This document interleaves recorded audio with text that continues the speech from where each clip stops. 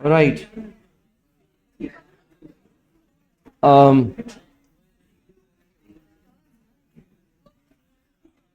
अस्सलाम वालेकुम। सो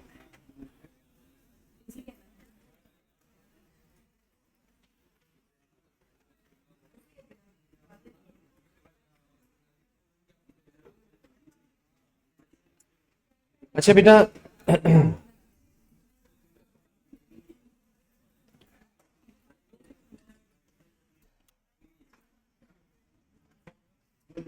नए पेज में जाके एक हेडिंग लो, इलेक्ट्रोमैग्नेटिज्म। इलेक्ट्रोमैग्नेटिज्म। आजम, हेलो। वालेकुम सलाम। आजम, कॉलेज में हो तुम? यार वहाँ, अरे मेरे पास वो पेंसिल जो है ना, एप्पल पेंसिल, वो क्लास में रह गई है। वो जरा लेके ना जफर भाई को दे दो। और लेके जफर भाई को दे देना प्लीज। मिल जाए तो मुझे एक मैसेज छोड़ देना, मैं क्लास शुरू कर दूँ, ठीक है? Okay okay.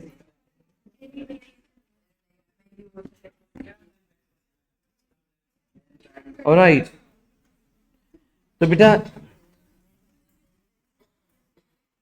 यूनिट का नाम है इलेक्ट्रोमैग्नेटिज्म। लंबी डिटेल्स हैं। मेन हेडिंग ले लिया आपने? एक सब हेडिंग लो।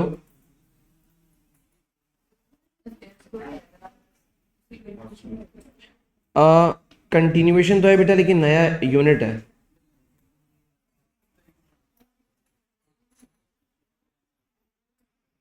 Electromagnetic force. देखें बेटा, डिटेल ये है कि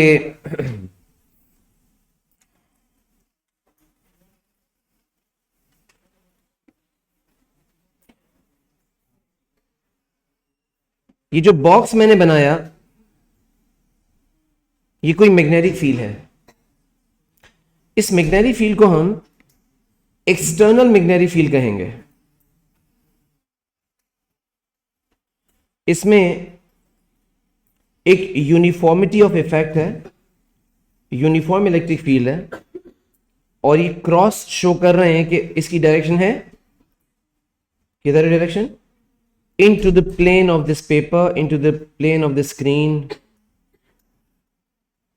into the plane of the board.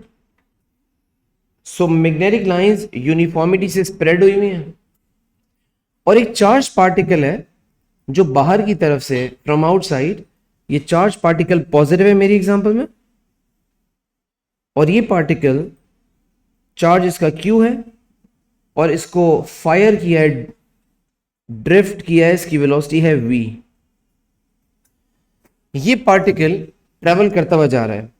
पिछले यूनिट में आपने ये पढ़ा था कि जब कभी कोई चार्ज पार्टिकल ट्रेवल करे तो उसकी एक अपनी मैग्नेटिक फील्ड होती है, पढ़ा था ना ऐसा? जब ये चार्ज पार्टिकल इस मैग्नेटिक फील्ड में एंटर होगा तो क्या दो मैग्नेटिक फील्ड्स एक दूसरे से इंटरेक्ट करेंगी? एक मैग्नेटिक फील्ड इस रीजन की है और दूसरी मैग्नेटिक फील्ड इस चार्ज पार्टिकल की है।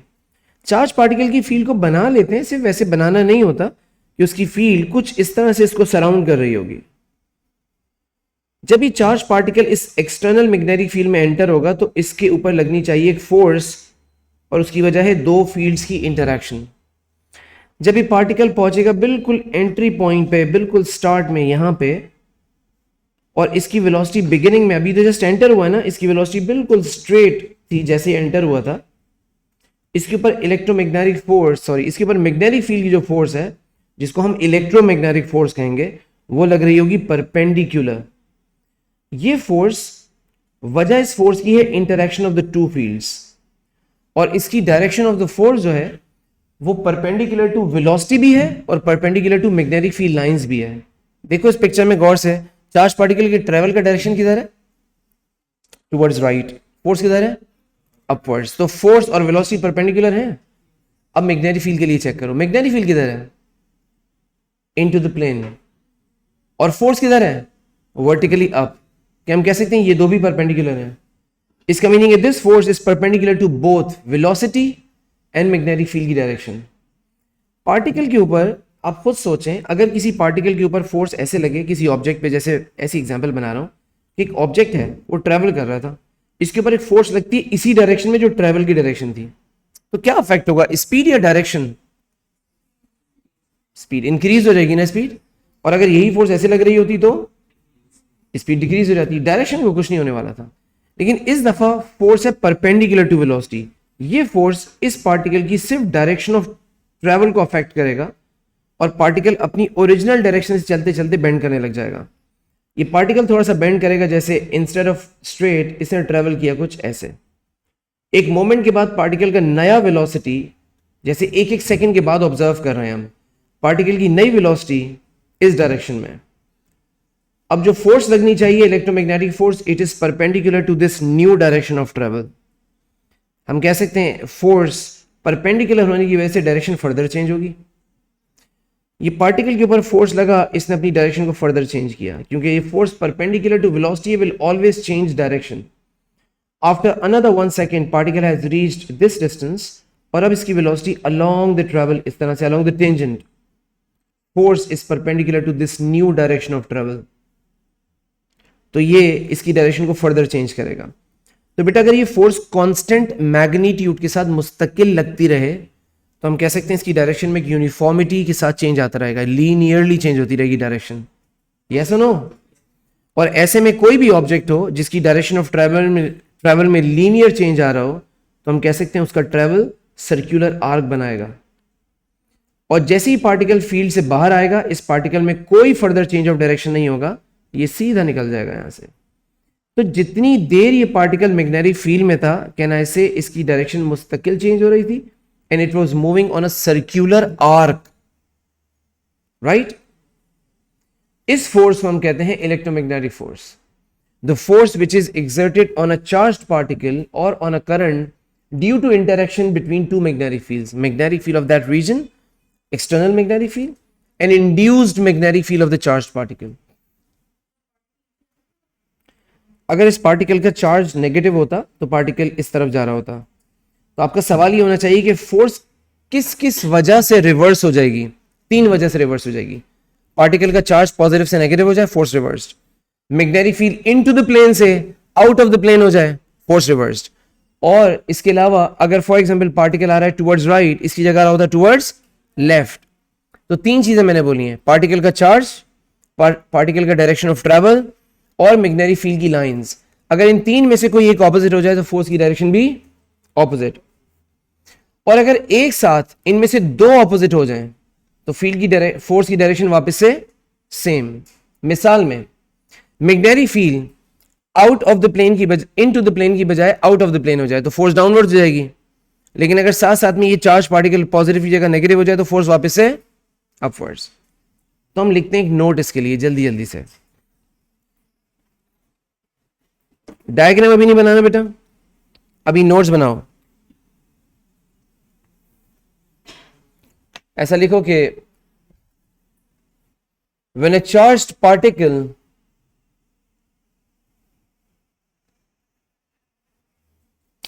travels through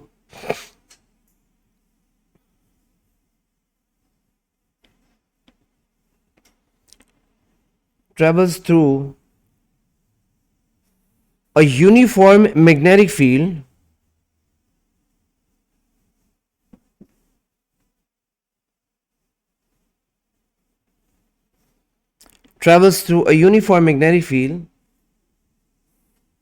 it experiences a force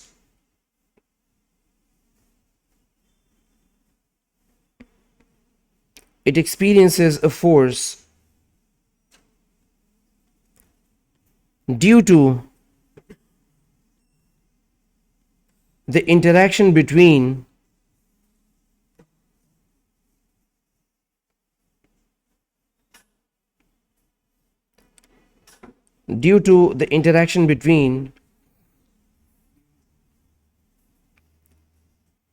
the external magnetic field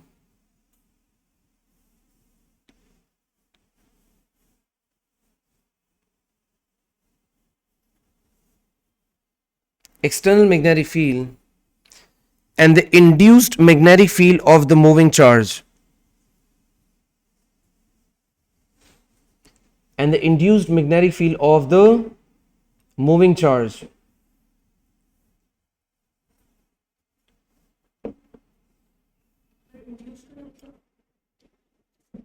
class miss की थी.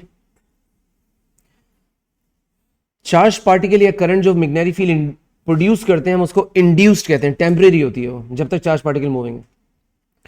तो आपने कहा due to interaction between external magnetic field and induced magnetic field of the moving charge.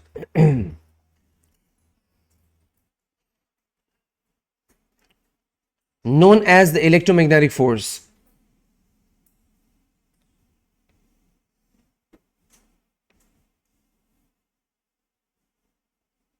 Known as the electromagnetic force.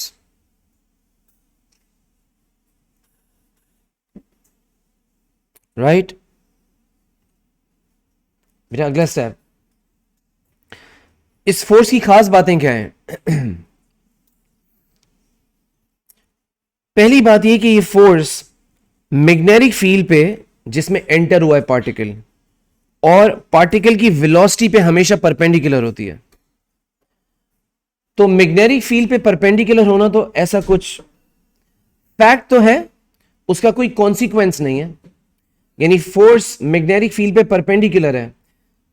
जैसे for example जो picture तुम्हें नजर आ रही है बोर्ड पे, स्क्रीन पे, उसमें मैग्नेटिक फील्ड है, देखो, into the plane of the page.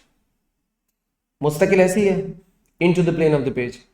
जो पार्टिकल आ रहा था वो आ रहा था ऐसे perpendicular to the field lines, ऐसे ही था. इस पिक्चर के लिहाज से बोल रहा हूं. और इसमें फोर्स कैसी लग रही थी शुरू में, बिल्कुल स्टार्ट में, अपवर्ड्स. तो ये जो फोर्स मैंने अब बनाई है, आपको लगता है ये वेलोसिटी पे भी परपेंडिकुलर है और ये फील्ड पे भी परपेंडिकुलर है. इसके बाद पार्टिकल ने थोड़ा सा बेंड कर लिया है. जब पार्टिकल ने बेंड कर लिया, फॉर एग्जांपल पार्टिकल की वेलोसिटी किसी इंस्टेंट पे ऐसे है सेकंड स्टेज पे ऐसे, और फोर्स की डायरेक्शन इस वक्त इसके ऊपर ऐसे हो गई है. चेक करो बेटा, फोर्स वेलोसिटी पे तो परपेंडिकुलर पिक्चर में नजर आ रहा है, लेकिन चेक करो क्या फील्ड लाइंस के ऊपर भी परपेंडिकुलर है. और देखो ये फोर्स ऐसे क्या कहीं भी हो जाए, it remains perpendicular to field lines. इस प्लेन में फील्ड ऐसे, ये फोर्स ऐसे हो, ये फोर्स इस तरह से हो, ये फोर्स ऐसे लगे, ये फोर्स ऐसे लगे, ये सब परपेंडिकुलर टू फील्ड लाइंस हैं. तो अहम ये है कि फोर्स जो लग रही है वो पार्टिकल की वेलोसिटी पे परपेंडिकुलर है और मैग्नेटिक फील्ड पे परपेंडिकुलर है. Then I said magnetic field पे परपेंडिकुलर होना एक फैक्ट है, लेकिन उसका कोई असर नहीं होता, दैट रिमेन्स परपेंडिकुलर. लेकिन वेलोसिटी पे परपेंडिकुलर होना एक इंपॉर्टेंट बात है, क्योंकि अगर कोई भी फोर्स किसी ऑब्जेक्ट की वेलोसिटी पे परपेंडिकुलर हो तो वो फोर्स उसकी डायरेक्शन को कंटिन्यूसली चेंज करती रहती है. और पहले चैप्टर में आपने ऐसी फोर्स को बोला था सेंट्रीपिटल फोर्स. इसका मतलब for such a particle this force behaves as a centripetal force causing it to move on a circular track. तो हम ये नई बात लिखने जा रहे हैं दो अलग अलग पैराग्राफ्स में. पहला पॉइंट ये है, या पहला पैराग्राफ ये है कि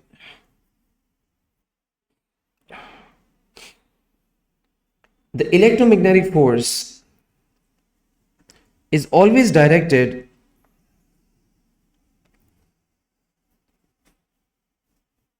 is always directed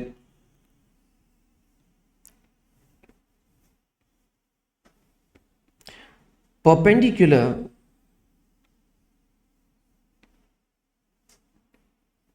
to both magnetic field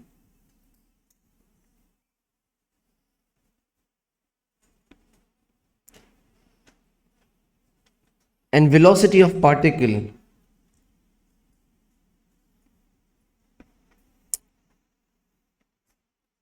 Perpendicular to magnetic field and velocity of the particle.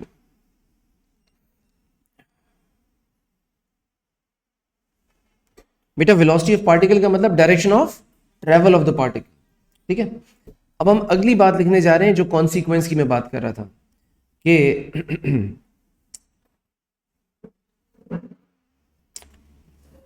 ऐसा लिखना कि due to the force directed perpendicular to particle's velocity,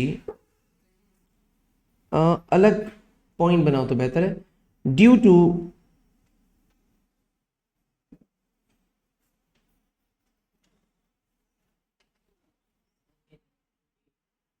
मैंने कहा बेटा due to the force perpendicular to particle's velocity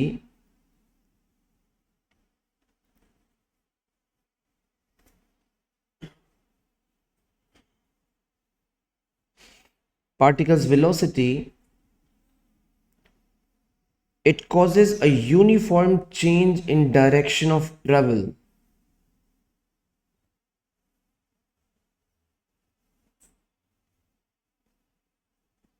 It causes a uniform change in the direction of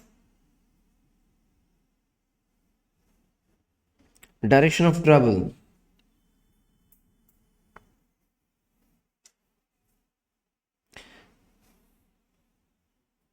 Causing the particle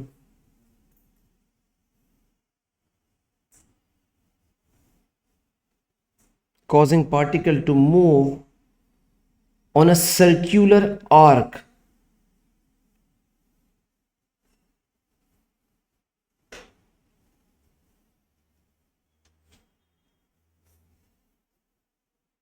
Particle to move on a circular arc. ठीक है, इसी में add करो the electromagnetic, आप EM force लिख सकते हो, electromagnetic force EM force. The EM force acts, the EM force acts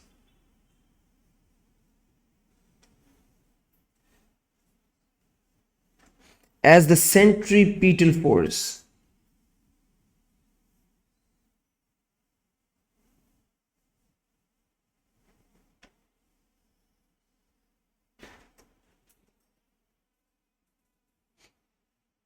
Acts as the centripetal force. ठीक है. अब मैं कह रहा था कि अगर हम इसको कुछ इस तरह से देखें, डायग्राम्स बेटा भी कोई सी नहीं लेना, काफ़ी सारा नोट्स हैं आज, देखेंगे अगर टाइम होगा तो डेरिवेशन देखेंगे, अदरवाइज सॉरी डायग्राम बनवा लेंगे, बट अदरवाइज अब नोट्स पे ध्यान दें. एक चार्ज पार्टिकल यहां से एंटर हुआ था, इसका स्पीड और उसके ऊपर लगने वाली फोर्स का कॉम्बिनेशन कुछ ऐसा था कि पार्टिकल मूव्ड ऑन सर्कल, वो तो ठीक है, लेकिन particle moved on this arc of the circle.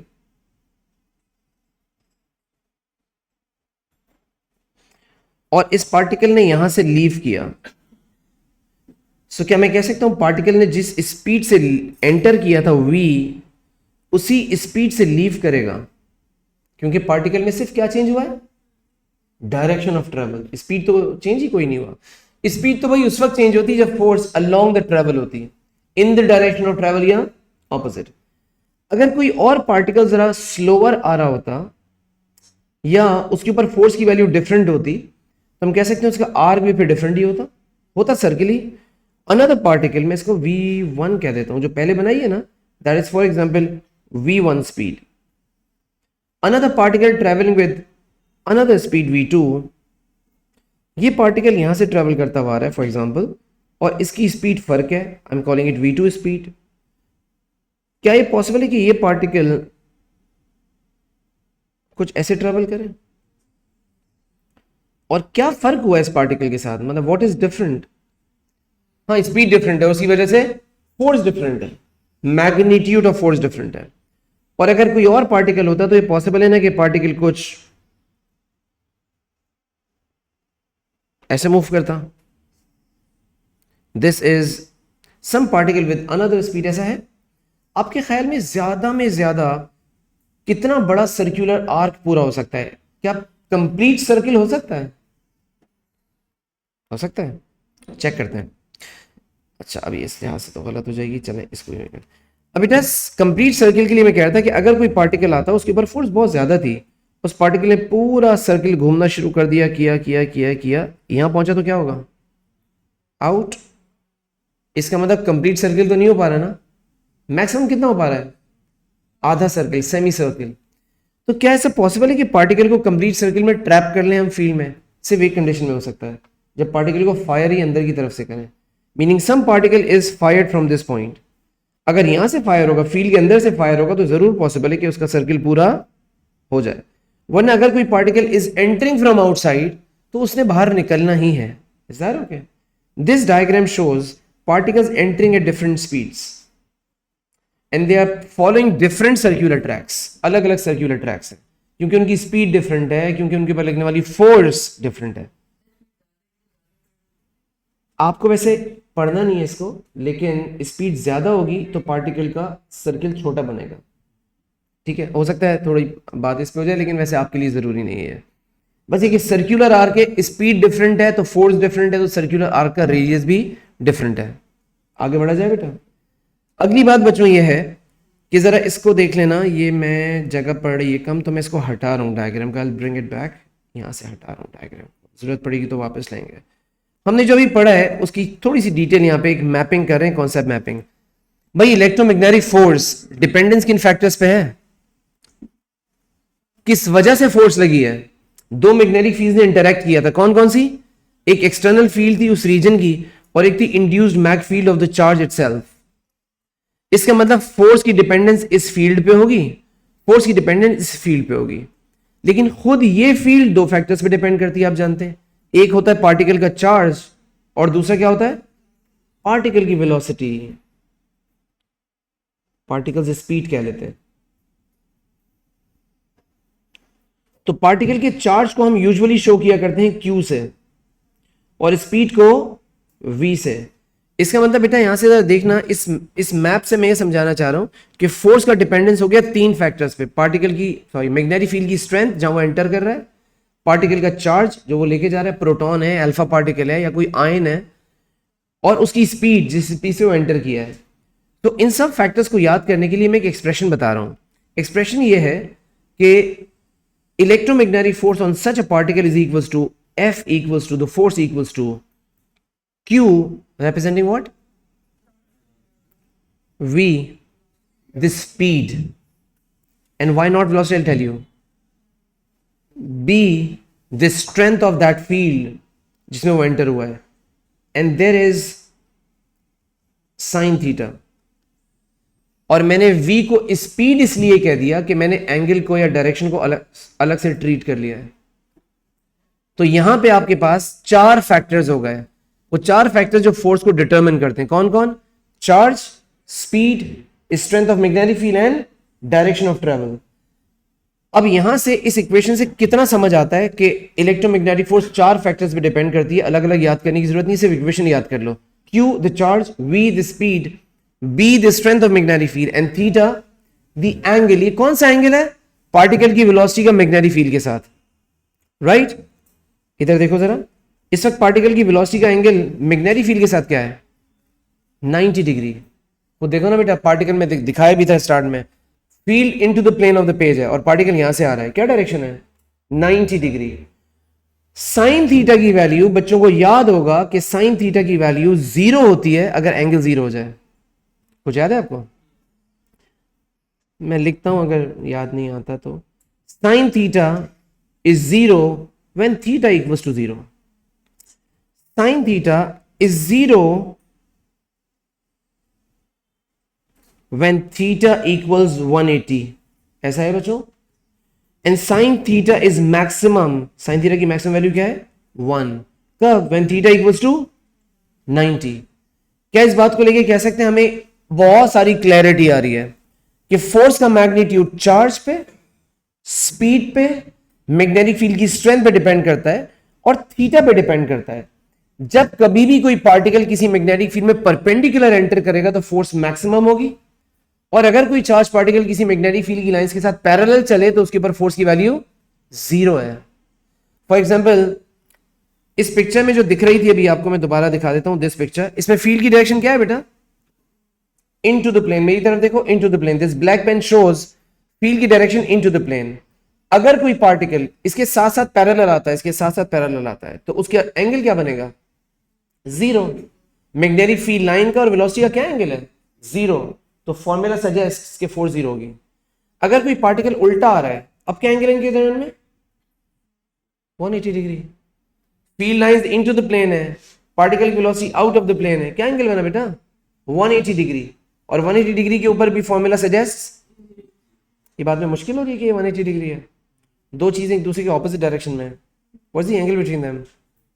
180। They are parallel, लेकिन एंगल ऑपोजिट होने की वजह से 180 है। इसके ऊपर भी फोर्स जीरो, साथ साथ में पैरेलल आ रहा हो उसके ऊपर भी फोर्स जीरो, और अगर कोई पार्टिकल परपेंडिकुलर आ रहा हो फोर्स मैक्सिमम। एक इक्वेशन इतना सारा इंफॉर्मेशन दे रहा है आपको, तो हम ये इक्वेशन याद करेंगे, राइट? लेकिन याद रखेंगे कि ये इक्वेशन पार्ट ऑफ कोर्स नहीं है।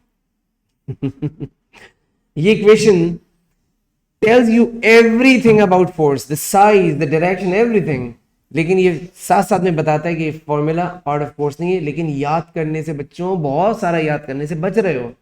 एक फॉर्मूला याद किया, q v B sine theta, और इसमें क्या क्या पता चला? फोर्स चार चीजों पर डिपेंड करती है।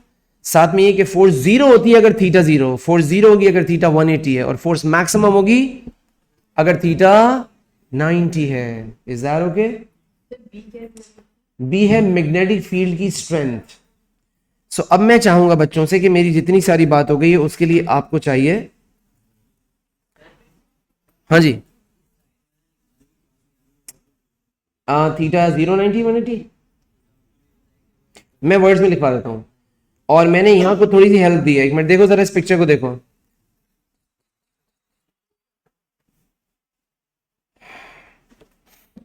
ये फील्ड किस डायरेक्शन में बेटा? Towards right. The particle travelling check करो, is it in the direction of field? Yes. What is the angle between them? Zero, तो फोर्स भी हो जाएगी zero. For the other particle, field तो वैसे ही है towards right, but this particle is moving opposite to it, angle क्या हुआ? 180, the force drops to zero again. और फोर्स मैक्सिमम कब होगा? जब थीटा 90 होगा। मैं वर्ड्स में भी इसको ऐड करवा दूंगा जितना करवा सकता हूं। अब मैं ये चाह रहा था कि बच्चे ये सारा दिख रहा है, जरा गौर से देखना चीजों को। यहाँ पे ये है वो diagram, main diagram that helps us, main diagram that will tell us क्या हो रहा है। उसके बाद ये वो कॉन्सेप्ट मैप जो अभी हम बना रहे थे, सारी चीज डिटेल। उसके बाद दिस इज द इक्वेशन जिसके साथ मैंने छोटा सा कुछ ऐड किया है, जरा देखना क्या लिखा है। Yes, but we will memorise it, right? And reason पता है तुम्हें? बताएं क्यू वी बी के लिए ये चीजें क्या है, नजर आ रहा है आपको labelling? B strength of magnetic field है, theta the angle between particles velocity and magnetic field lines है, और क्या रहेगा? V the speed of particle है, Q the amount of charge on particle है। ठीक है बेटा? मैं चाह रहा था कि बच्चे अपने नोट्स में इसको, वैसे मैं भेजूंगा भी, लेकिन इसको अगर क्विकली 2 3 4 मिनट में इसे खत्म करो, अपने पास कॉपी करो।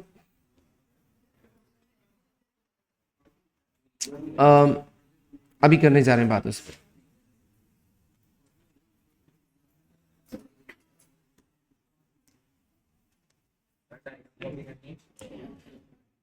करना तो चाहिए आइडियली, लेकिन अगर अभी जल्दी में सफाई से नहीं कर सकते हो तो जगह छोड़ना इसके लिए।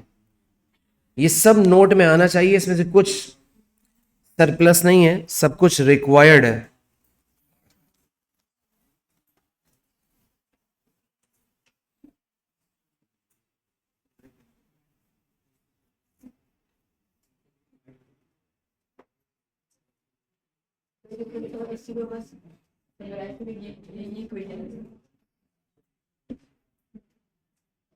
सर सर हाँ ऑडी में रखी हुई थी, पेंसिल में लगी, मैं तो बैग में चले जाऊँ।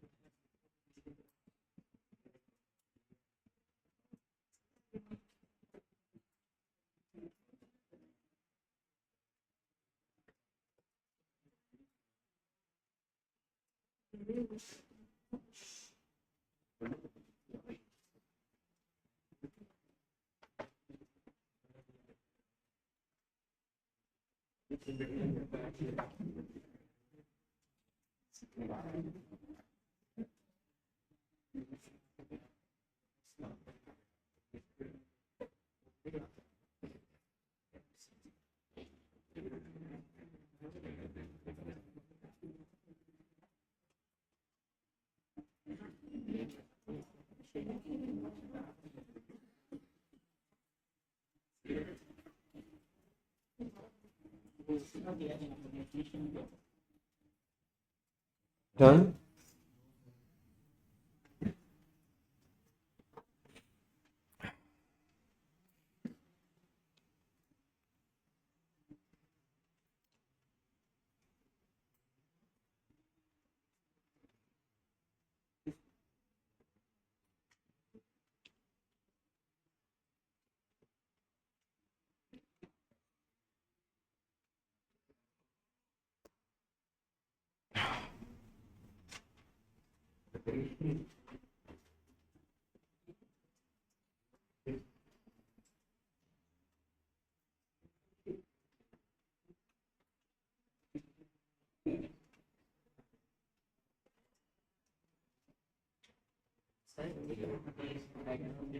क्या?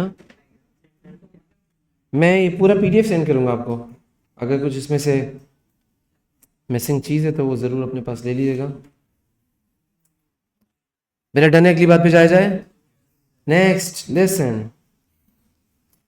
मैंने अभी कुछ देर पहले आपसे कहा था कि फोर्स की डायरेक्शन रिवर्स हो जाएगी अगर तीन में से कोई एक चीज हो जाए। फील्ड रिवर्स हो जाए, पार्टिकल की वेलोसिटी रिवर्स हो जाए, या पार्टिकल का चार्ज रिवर्स हो जाए। ये मैंने यहां इंक्लूड कर दिया, जो आप घर में जाके कॉपी करेंगे, अभी नहीं। राइट?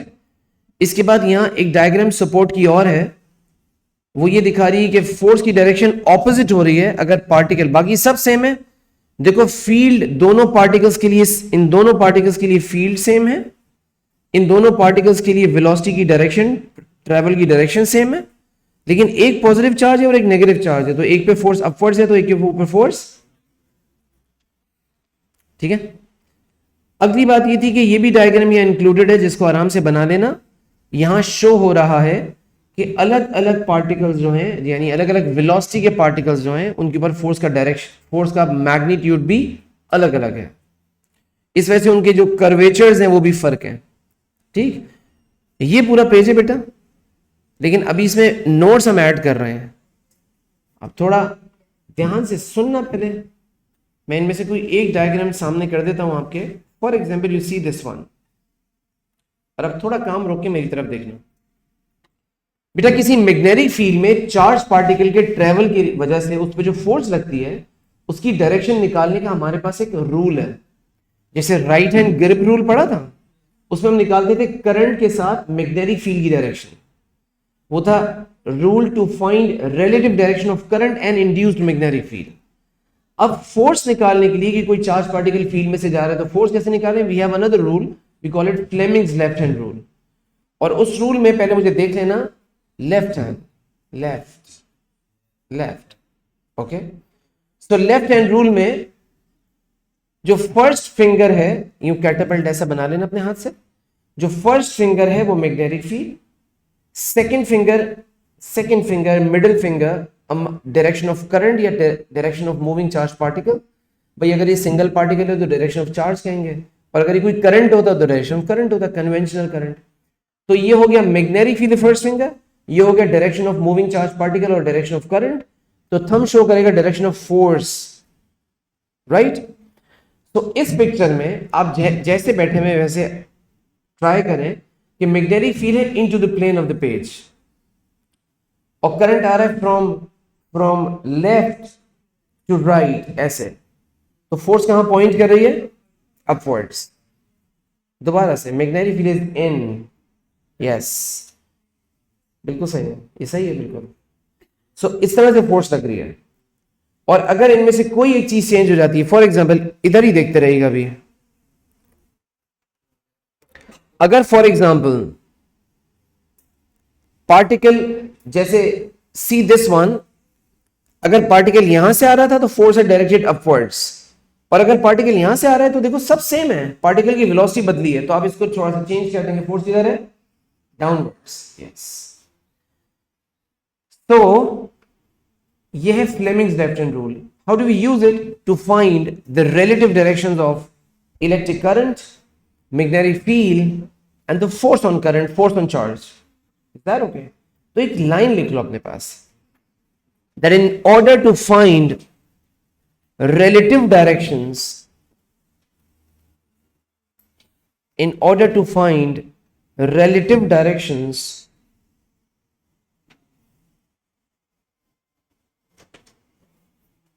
हाँ बेटे, क्रॉस बना हुआ है ना, क्रॉसेस बने हुए, क्या मतलब हुआ इसका? Field into the plane, current वहां से आ रहा है। हम बेटा हम लिख रहे थे in order to find relative directions of magnetic field, current, comma लगा लेना बेटा, magnetic field, current and the EM force, electromagnetic force, Fleming's left hand rule is used in order to find किस चीज की?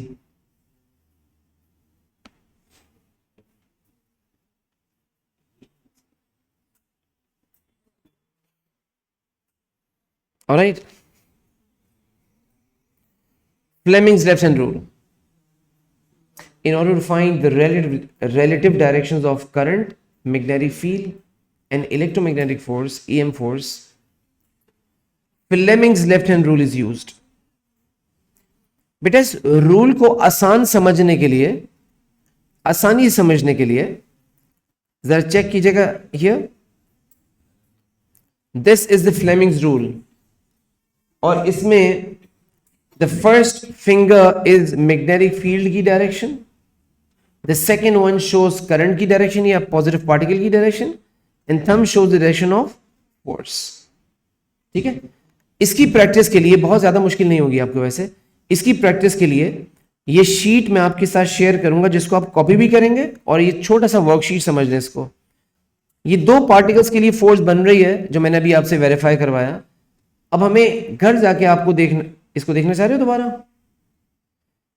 अब इस तरह की और डायग्राम्स हैं। For example this diagram, see particle coming from upwards, downwards आ रहा है पार्टिकल, तो इस पे फोर्स आपने बनानी है, कैसी होगी बताएंगे कैसी होगी वैसे? Towards left towards right? Magnetic field into है बेटा, मैग्नेटिक फील्ड इनटू है। फर्स्ट फिंगर मैग्नेटिक फील्ड है। यस, किधर आ रहा है? Towards right.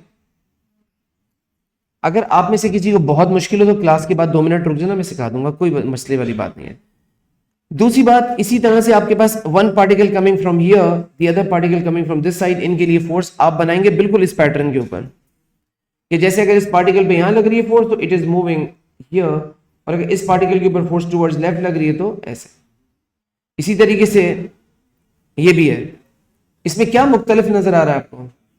Charge particle positive नहीं है बल्कि, तो इन 4 डायग्राम्स के ऊपर आप बहुत अच्छी प्रैक्टिस कर सकते हैं, बहुत अच्छी इनफ प्रैक्टिस कर सकते हैं। तो मैंने क्या किया, ये आपका मेन पेज था इलेक्ट्रोमैग्नेटिक फोर्स का। इसके बाद मैं एक पेज अटैच करूंगा जो घर जाके कॉपी करोगे उसको फ्लेमिंग्स रूल के लिए अलग से, और उसमें ये सारी डायग्राम्स बना के, तो इनके ऊपर ये वाली आप बना के लाएंगे तो हम फर्दर डिस्कस करेंगे नेक्स्ट क्लास में कि आपने सही बनाई है, इसमें कोई आपको फर्दर गाइडेंस चाहिए। आगे बढ़ा जाए बेटा। तो हमें एक नए पेज पे जाके एक हेडिंग लेना चाहिए, force on a conductor,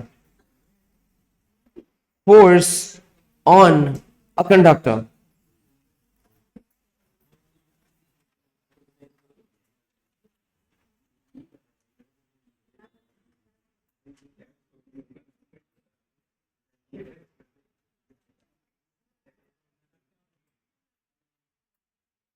force on a conductor.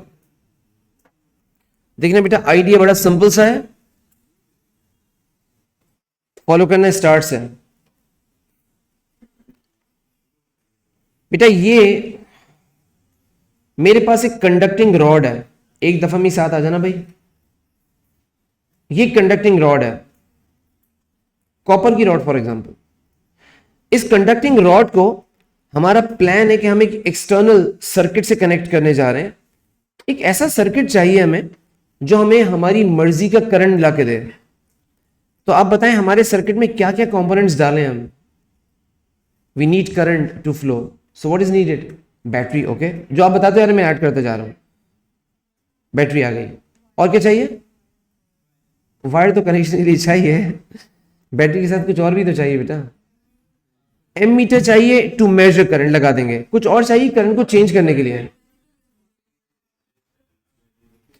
हमें एक वेरिएबल रजिस्टर चाहिए ताकि करंट को चेंज कर सके।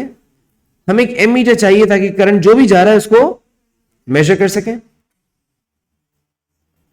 प्लान यह है कि आपने इस सर्किट से कॉन्टैक्ट्स लेके, ये जो रॉड दिख रही है ना कंडक्टिंग रॉड, इस कंडक्टिंग रॉड को कनेक्ट कर देना है।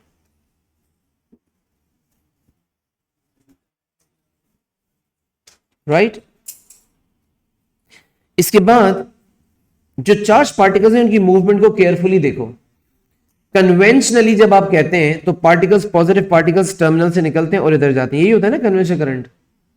तो इसका मतलब जब करंट फ्लो कर रहा होगा इसकी तरफ, रॉड की तरफ, तो इस रॉड में पॉजिटिव पार्टिकल्स आ रहे होंगे एक के बाद एक और यहां से ट्रेवल कर रहे होंगे। तो रॉड में पॉजिटिव पार्टिकल्स दाखिल होंगे और ट्रेवल करेंगे। और मैं तो 2 3 4 ही बना सकता हूं, लेकिन बेटा हंड्रेड्स ऑफ पार्टिकल्स होंगे, आपको पता है, जो बैक टू बैक जा रहे होंगे। ऐसे ही है। तो इसका मतलब this rod when carrying current is actually carrying particles moving from one end to the other. आप सब अग्रीड होते हैं? मैंने क्या किया कि इस कंडक्टिंग रॉड को एक एक्सटर्नल मैग्नेटिक फील्ड में जाके रख दिया। How is that field? उस फील्ड का पैटर्न यह है कि वो फील्ड, देखो मैं पहले थोड़ा सा विजुलाइज करा रहा हूं, देखना बेटा। This was the conducting rod which was connected to an external circuit carrying current. इसमें करंट जा रहा था, फॉर एग्जाम्पल कैसे दिखाया मैंने? ओके, करंट आ रहा है ऐसे, और मेरे पास एक यू शेप्ड मैग्नेट, समझते हो? यू शेप का मैग्नेट है, मैंने उसको लाके ऐसे रखना है। जब मैं इसको ऐसे रखूंगा तो आपको लगता है मैग्नेटिक लाइंस नॉर्थ से साउथ पोल्स में जाएंगी, तो वायर को कट करती हुई ऐसे आ रही होंगी मैग्नेटिक लाइंस। तो मैंने अरेंज की कि मैग्नेटिक फील्ड मेरे पास कैसी हो? मैग्नेटिक फील्ड इस तरह से कि उसकी lines into the plane of the page है, नॉर्थ से साउथ, और इसको इस तरह से अरेंज किया है कि वो मैग्नेटिक फील्ड इस पूरे रॉड को इस तरह से कवर कर ले।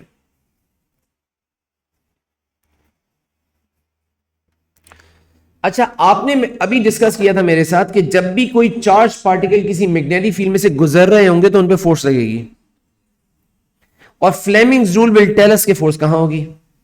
ये सारे पार्टिकल्स ही हैं, ऑल्दो ये करंट का हिस्सा है, but they are particles, right. तो ये कहां ट्रेवल कर रहे हैं?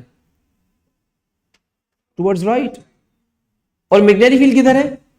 Into the plane of the paper. तो आपके ख्याल में फोर्स कहां लगेगी? अपवर्ड्स।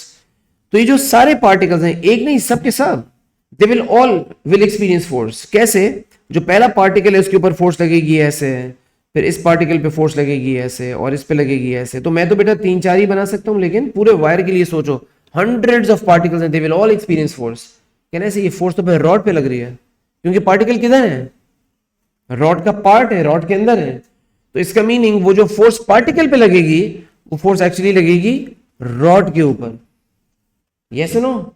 इसका meaning when a current carrying conductor, ऐसा कंडक्टर जो करंट कैरी कर रहा हो, वो किसी मैग्नेटिक फील्ड में रख दिया जाए, तो उस कंडक्टर के ऊपर एक फोर्स लगती है जो कंडक्टर पे नहीं लग रही होती, बल्कि कंडक्टर के अंदर से जाते हुए पार्टिकल्स पे लग रही होती है। तो उसका असर पड़ता है किस पे?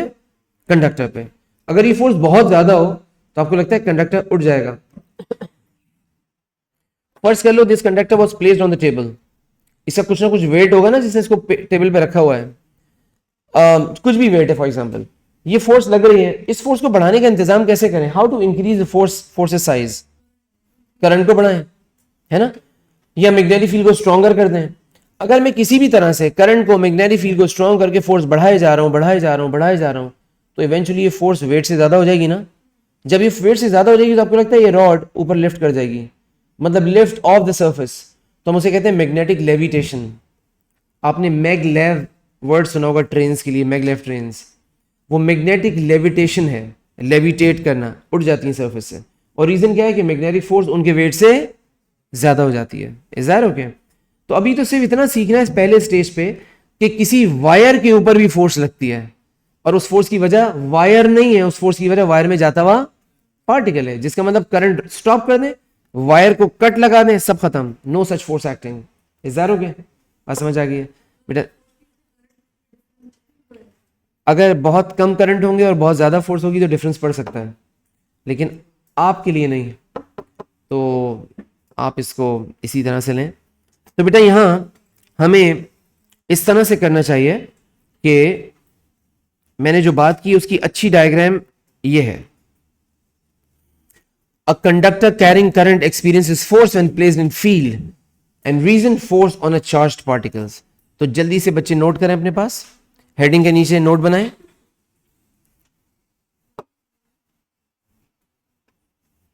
अब यहां पे 3-4 डायग्राम्स है, सबकी एक्सप्लेनेशन है एक एक करके।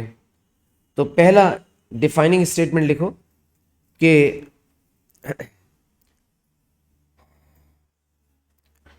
when a current carrying conductor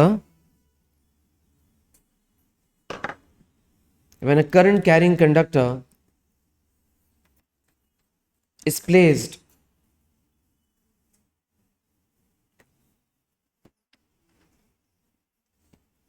in an external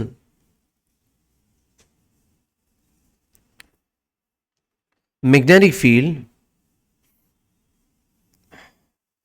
it experiences a force. When a current carrying conductor is placed in an external magnetic field, it experiences a force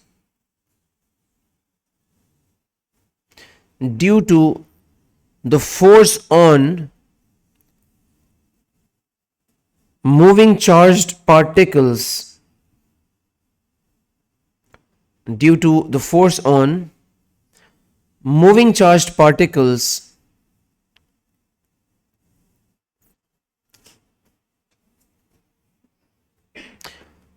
through the conductor.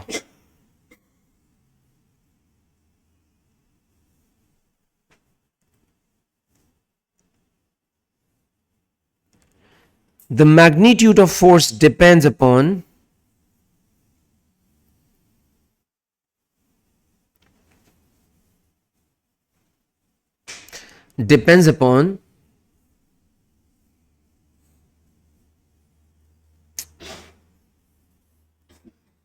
amount of current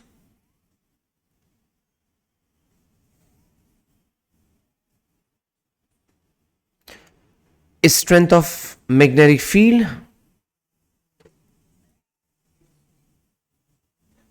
amount of current is strength of magnetic field, and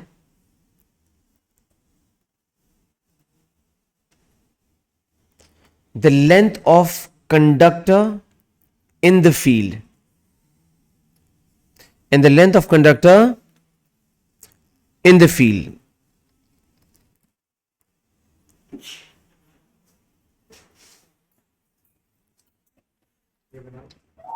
wait, कितने factors आ गए? 3. एक factor और है जो अभी सामने आ जाएगा, वो फैक्टर है एंगल, और angle between current and the magnetic field. तो बेटा ये 3 फैक्टर्स को याद करने के लिए we have an equation again, and that is F equals to, force equals to B I L sin theta, where B representing mag field, I current, L the conductor length, and theta the angle between angle between current and magnetic field. वैसे ये angle between conductor and magnetic field भी लिख सकते थे हम, क्योंकि जैसी conductor की लेंथ होती है वैसे ही करंट भी फ्लो करता है, सेम डायरेक्शन में होते हैं. अब आप आगे पढ़ेंगे उसको. वैसे तो हमें फॉर्मूला यूज नहीं करना न्यूमेरिकल्स में, हमें ये सिर्फ याद करने के लिए कि कौन कौन फैक्टर्स इन्फ्लुएंस करते हैं. और अगर आप पूछते हैं इसका यूनिट, तो इसका यूनिट टेस्ला होता है. जैसे क्वांटिटी आगे चल के इसको, हाँ इलॉन मस्क वाला नहीं, वैसे टेस्ला. तो ये टेस्ला यूनिट है, लेकिन आपको नहीं पढ़ना, आपको बस आप समझे स्ट्रेंथ ऑफ मैग्नेटिक फील्ड है. आगे चल के इसका नाम बदलेंगे ए लेवल्स में, मैग्नेटिक फ्लक्स डेंसिटी कहेंगे इसको, लेकिन अभी मैग्नेटिक फील्ड स्ट्रेंथ. ऑलराइट, हाँ जी. टेस्ला अच्छा है, टेस्ला इज द यूनिट. चलें, वैसे केस हुआ हुआ है टेस्ला पे, आपको पता है, बड़ा सीवियर किस्म का. चलें आगे बढ़े, यहां से पता है ना आपको, पता होना चाहिए. चलें खैर, ऑलराइट. इसमें स्पीड क्यों नहीं आ रहा? स्पीड करंट के अंदर है. जितना ज्यादा करंट होता है आपको लगता है उतनी ज्यादा स्पीड होती है. इस वजह से current accommodates that variable inside it. ठीक है, आगे बढ़ा जाए बेटा. मैं इस डायग्राम की, अगली डायग्राम के बारे में अंडर सेम हेडिंग कुछ और बता रहा हूं, देखते रहना. इधर देखिएगा, almost same diagram but with the detail. जो कंडक्टिंग रॉड है उसके साथ कुछ लिखा है, पढ़ना क्या है? It's a light rod. हाँ, लाइट मतलब हल्का सा रॉड. ये जो लाइट रॉड है, अगर इसमें फोर्स इनफ हो जाए तो this light rod will levitate. इस कंडीशन में, क्योंकि फोर्स अपवर्ड है ना. लेकिन देखो ये बात हमेशा ठीक नहीं होगी. अगर करंट को रिवर्स कर देंगे तो यही इलेक्ट्रोमैग्नेटिक फोर्स कहां होगी? डाउनवर्ड्स. तो फिर तो लेविटेशन का सेंस नहीं बनता ना. लेविटेशन तो उसी वक्त होगा ना जब ये फोर्स करंट, ये फोर्स जो लग रही है करंट पे, वो वेट के अगेंस्ट हो. किसी चीज को उठाने के लिए फोर्स वेट के अगेंस्ट लगाना पड़ेगी ना. अगर यही करंट, मिसाल में फॉर एग्जांपल यही करंट आपके पास इस तरह से होता और करंट यहां पे आ रहा होता इधर से, तो ये फोर्स ऊपर नहीं होती, डाउनवर्ड होती, और ऐसे में लेविटेशन का सेंस ही नहीं बनता. इस वजह से लेविटेशन के लिए डायरेक्शन ऑफ फोर्स कहां चाहिए? Upwards, against the weight. तो इस पर्टिकुलर डायग्राम के लिए, जो पहली डायग्राम से काफी ज्यादा सिमिलर है, एक छोटी सी एक्स्ट्रा डिटेल लिख रहे हैं. इसी नोट में आगे बढ़ाते जाएं. लिखिएगा,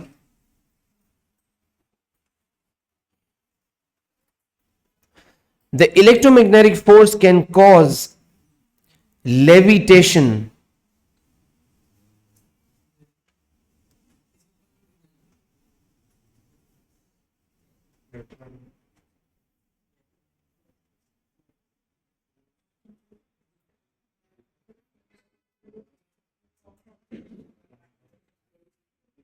object. There may be a U-shaped magnet producing that field, and there may be a set of two magnets with opposing poles facing. U-shaped magnet कभी आपने देखा है? वैसे उसको ऐसे रख देंगे तो उसकी भी फील्ड लाइंस ऐसे होंगी अंदर की तरफ. और अगर U-shape ना रखो, 2 बार मैग्नेट ले लो, जो बाहर वाला बार मैग्नेट है उसका नॉर्थ यहां सामने रखें, और जो अंदर वाला मैग्नेट है उसका साउथ सामने रखें, तो फील्ड लाइंस अंदर की तरफ हो जाएंगी. We have ways. हम कुछ लिख रहे थे, हाँ, yes, electromagnetic force can cause levitation of a light conducting rod.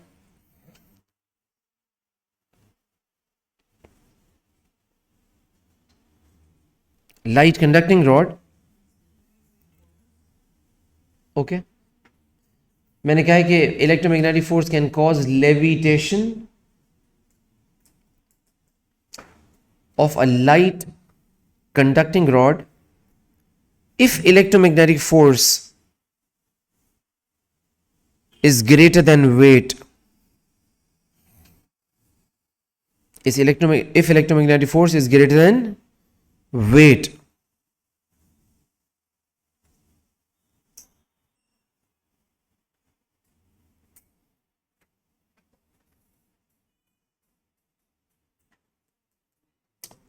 Right, सही बेटा। लेविटेशन का मतलब lifting of the surface, word तो समझ आता है ना, लिफ्टिंग ऑफ द सर्फेस। अगली बात पे आओ बेटा, अनदर डायग्राम, सी सेम टॉपिक चल रहा है, ठीक है, बना दूं इसके लिए, सुनना बेटा, इधर देखो, पहले मैं बना दूं उसके बाद फिर देख लेते हैं बल्कि ऑन अ डिफरेंट पेज। इधर देख लो,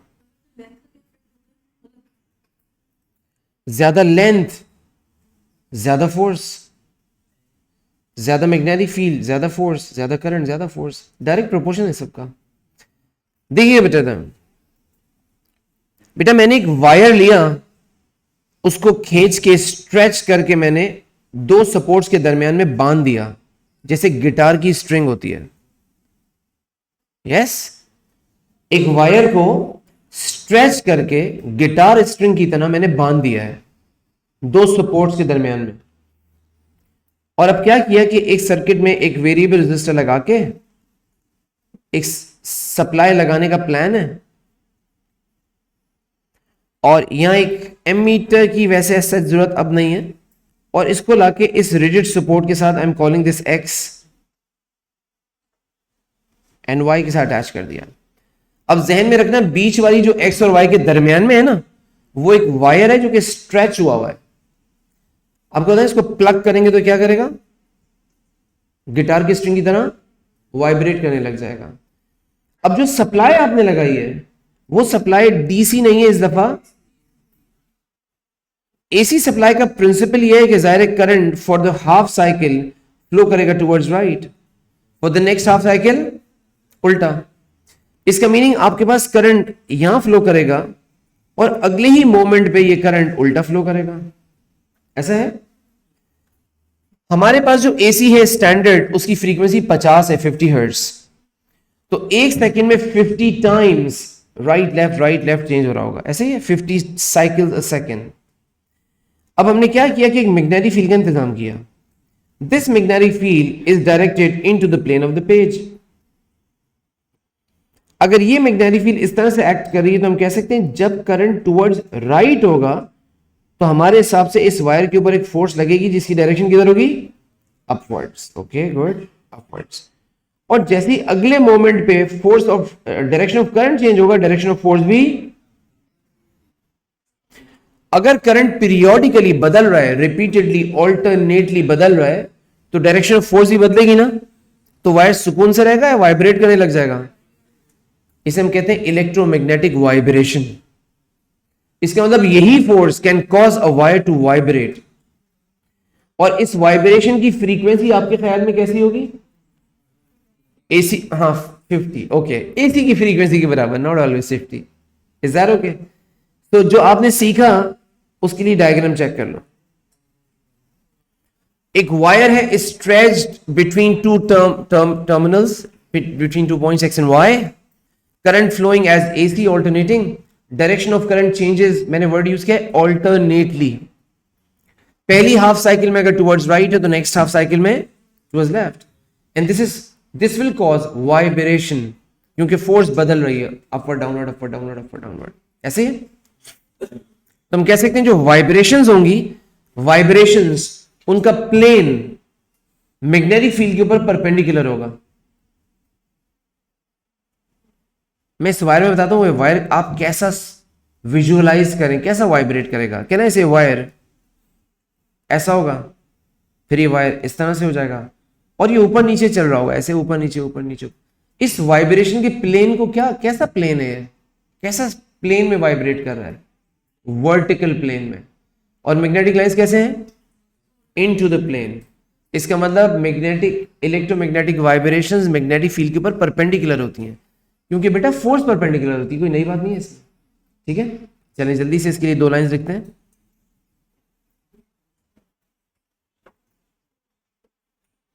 ये इसी हेडिंग में तीसरा डायग्राम है।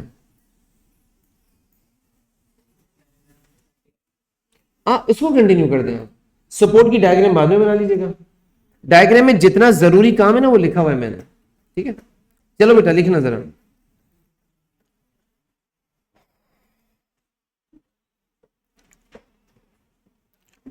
if an alternating current if an alternating current flows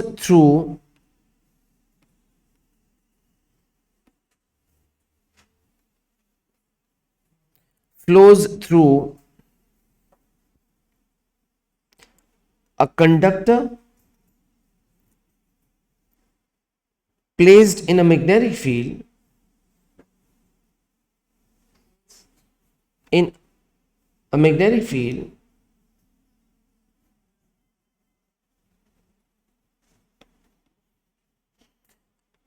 the direction of force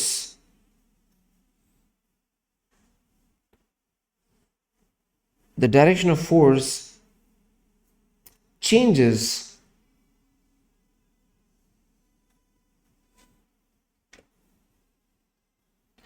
causing the wire to vibrate.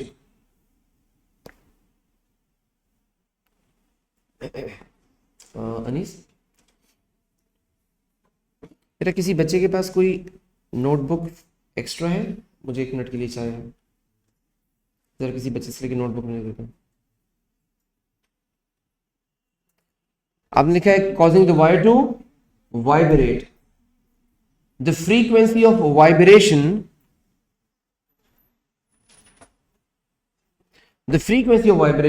शुक्रिया, is equal to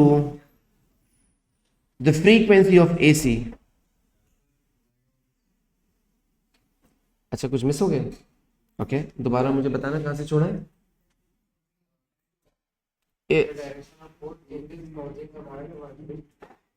okay, start से पढ़ दोगे बेटा? क्या लिखा है?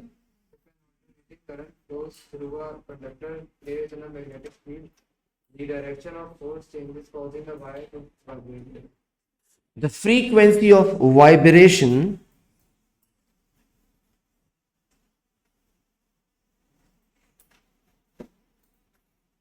is equal to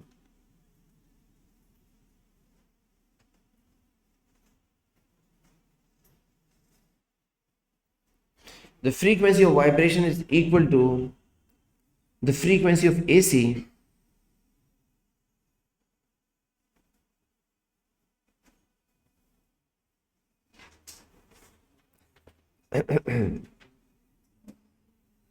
the plane of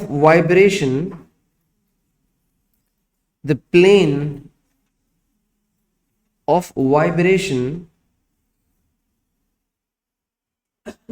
is perpendicular to magnetic lines.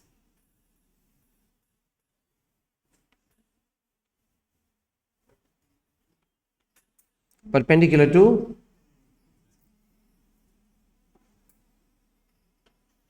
okay, done बेटा। Under same heading we have another diagram, और 1-2 लाइन इसके लिए भी है, पहले देख लो। देखो बच्चों, वायर्स को ना नॉर्मल सर्कमस्टेंसेस में वायर को शेप नहीं दिया जा सकता।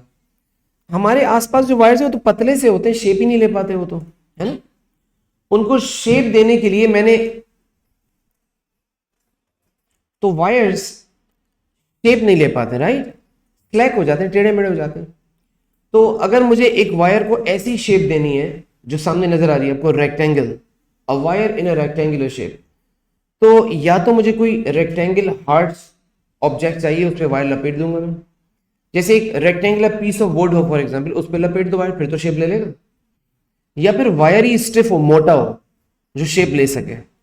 तो समझो मोटा वायर है और इसको आपने ऐसा शेप दे दिया है, और इस वायर में अरेंजमेंट ये है कि हम इलेक्ट्रिक सर्किट बनाएंगे। बार बार मैं बना रहा हूं तो मैं ख्याल सबको आइडिया हो गया होगा। इलेक्ट्रिक सर्किट हमारे पास है, और वो इलेक्ट्रिक सर्किट कुछ ऐसे अरेंज्ड है कि वो इस साइड से करंट को इसमें आने देगा और इस साइड से करंट चला जाएगा। करंट आ रहा है यहां बाहर से, ये करंट आ रहा है, तो बेटा ये करंट जब पी पॉइंट पे यानी उस तरफ से एंटर होगा तो आपको लगता है करंट यहां चला जाएगा। फिर ये करंट पी से एस की तरफ जाएगा, डायरेक्शंस अहम है। ये करंट जाएगा पी टू एस, अग्रीड। फिर ये करंट जाएगा R to S, R to S, okay, S to R, ठीक है, एस टू आर। फिर ये करंट जाएगा आर टू क्यू, और फिर ये जाएगा क्यू से बाहर की तरफ और यहां से निकल के सर्किट में चला जाएगा जहां से आया था। आप सब इस सारी डायरेक्शंस के साथ ओके हैं? इस वायर फ्रेम को हमने पिवट किया है, वर्ड से समझना, हमने इसको पिवट किया है। और जैसे this is the wire frame, हसन शायद this is the wire frame, और इसको हमने जहां मैंने हाथ रखे हुए ना, यहां से पिवट किया हुआ है, यहां से हिंज लगाई हुई है। So this can be rotated like this freely. तो आपके ख्याल में अगर ऐसे रोटेट करेंगे तो इसका एक्सेस ऑफ रोटेशन कैसा है इस कमरे में? वर्टिकल।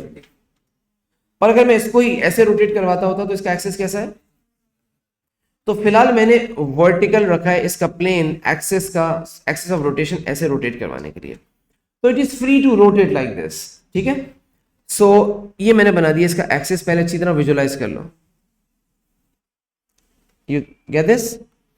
अब हमारे पास अरेंजमेंट ये है कि एक मैग्नेटिक फील्ड है और वो मैग्नेटिक फील्ड ऐसे है। इस मैग्नेटिक फील्ड में, अच्छा ये मैग्नेटिक फील्ड ना पूरे रीजन में होगी, लेकिन बहुत ज्यादा लाइंस बना नहीं सकते, ज्यादा डायग्राम खराब लगेगा, तो बस एक लाइन दिखा के बता दिया, the whole region has a uniform effect of magnetic field towards right. अब ये बताएं, 4 साइड्स हैं, 4 कंडक्टर्स हैं हमारे पास। एक है कंडक्टर पी क्यू, है तो एक ही पूरा, लेकिन अगर मैं स्ट्रेट कंडक्टर की बात करूं तो 1 straight conductor is P Q side, 1 straight conductor is P S side, एक और है एस आर साइड, एक और है आर क्यू साइड। ये बताएं इनमें से कौन सी 2 साइड्स हैं जिनके ऊपर मैग्नेटिक फील्ड कोई फोर्स नहीं लगाएगी? और ऐसा क्यों सोचा आपने? पी क्यू साइड में जो करंट है वो हमारी दिखाई हुई मैग्नेटिक फील्ड के ऑपोजिट डायरेक्शन में, ऐसा है।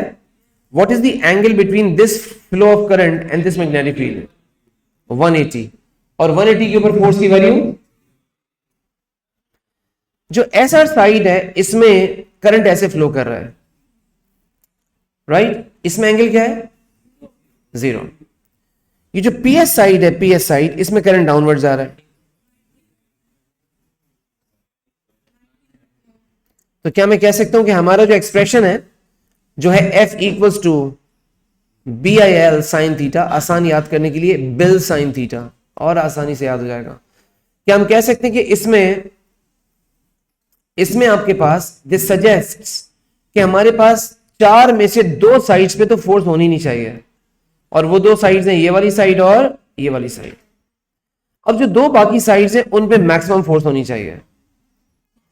अब बेटा अच्छे से जज करना, मैग्नेटिक फील्ड आप जिस रूम में देख रहे हैं उसके लिए मैग्नेटिक फील्ड है टुवर्ड्स राइट, ऐसे, ठीक है। और करंट आ रहा है हमारा जो पीएस वाली साइड, उसमें करंट आ रहा है डाउनवर्ड्स, करंट डाउनवर्ड्स आ रहा है। तो फोर्स किधर है? मैं जरा स्क्रीन वालों के लिए भी बता दूं, चेक करना, मैग्नेटिक फील्ड है टुवर्ड्स राइट, इधर इस तरफ, करंट जा रहा है डाउनवर्ड्स, तो फोर्स किधर है? Out of the plane. यानी इस साइड पे, जैसे मैं इससे इसको रिजेंबल कर रहा हूं, तो इस साइड पे फोर्स है आपकी तरफ, इधर आपकी तरफ। सो क्या मैं कह सकता हूं कि इधर करंट ऑपोजिट, उधर फोर्स होगी मेरे तरफ, meaning this side which is carrying current downwards has a force acting इस डायरेक्शन में, and this side which is carrying current upwards, इसमें फोर्स होगा इधर, और ये यहां से पिवटेड था। क्या ये दो फोर्सेस इसको, यस मैं दोबारा बोल रहा हूं, देख ले बेटा, ये है वायर फ्रेम जिसमें करंट ऐसे फ्लो कर रहा है, इस साइड पे और इस साइड पे फोर्स की वैल्यू 0 है। यार किसी और कलर की बुक है, तुम्हारी बुक का कलर क्या है, देखो बाहर से, ये देखो प्लीज, तुम्हारी बुक भी काम नहीं आ रही, तुम तो वैसे किसी काम के नहीं हो। देखो इधर, इस तरफ करंट है बेटा डाउनवर्ड्स, इस तरफ करंट है अपवर्ड्स। मैग्नेटिक फील्ड ऐसी है कि इस मैग्नेटिक फील्ड के हिसाब से मैं इधर बात करूं तो मैग्नेटिक फील्ड टुवर्ड्स राइट है और करंट डाउनवर्ड्स है, तो फोर्स किधर है, अपवर्ड्स, आउटवर्ड्स। तो यहां पे फोर्स है आउटवर्ड यानी आपकी तरफ, और यहां पे फोर्स होगी मेरे तरफ। तो अगर एक चीज यूं पिवटेड हो और यहां बाहर की तरफ फोर्स लगे, यहां अंदर की तरफ फोर्स लगे, तो क्या ये रोटेट करेगा? इसका मतलब इलेक्ट्रोमैग्नेटिक फोर्स किसी कॉइल को, किसी वायर फ्रेम को रोटेट करवा सकते हैं। Is this okay? सो हमारे पास यहां पे हमारी फोर्थ पिक्चर की डिटेल ये है कि electromagnetic force can cause rot, लिख लो, ऐसे लिख लो बेटा, दैट इलेक्ट्रोमैग्नेटिक फोर्स, अगर किसी को मसला हुआ हो तो क्लास के बाद 1 मिनट रुक जाना, आई विल टेल यू कैसे। इलेक्ट्रोमैग्नेटिक फोर्स, ये बेटा अलग डिटेल है, फोर्थ पिक्चर की डिटेल है, तो अलग लाइन में लिखना। Electromagnetic force can cause rotation of a wire frame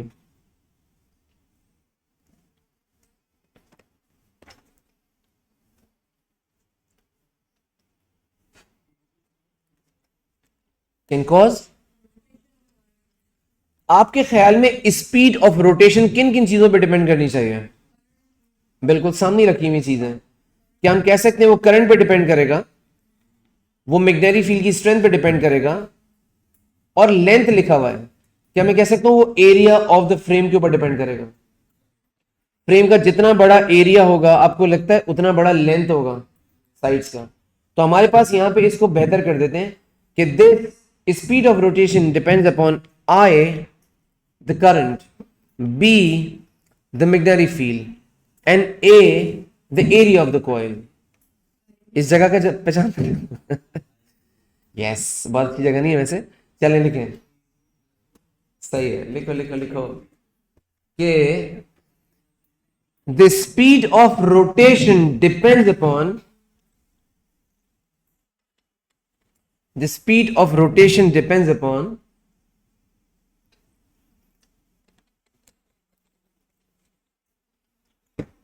the amount of current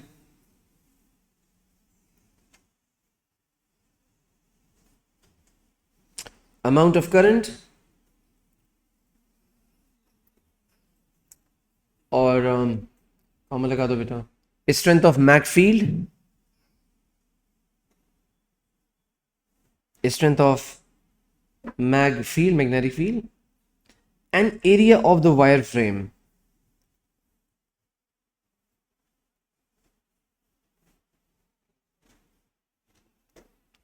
and area of the wire frame.